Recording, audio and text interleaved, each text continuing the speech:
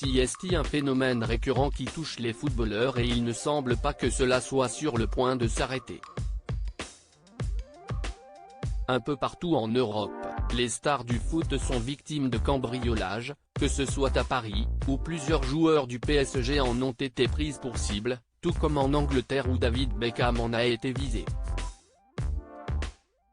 Connus pour leur salaire astronomique et leur amour pour les objets luxueux, ces derniers sont des cibles privilégiées pour les cambrioleurs et un nouveau joueur bien connu vient d'en faire la expérience.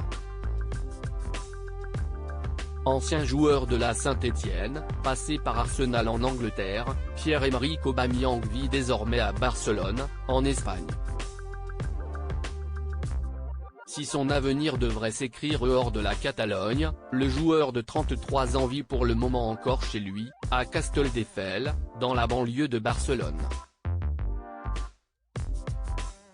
D'après les informations du quotidien espagnol El País, le sportif a été victime d'un très violent cambriolage la nuit dernière.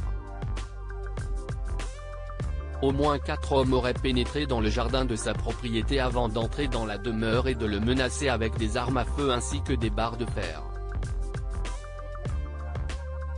Des sources policières ont également indiqué que Pierre-Emerick Aubameyang a reçu des coups de la part de ses agresseurs.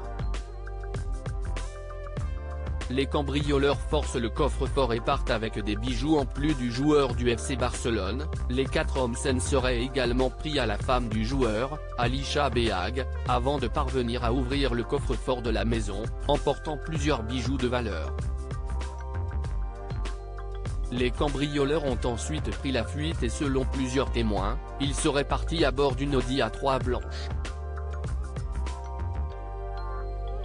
Selon les informations de nos confrères, la scène se serait déroulée vers 1h du matin dans la nuit de dimanche à lundi et les policiers sont désormais à la recherche des criminels.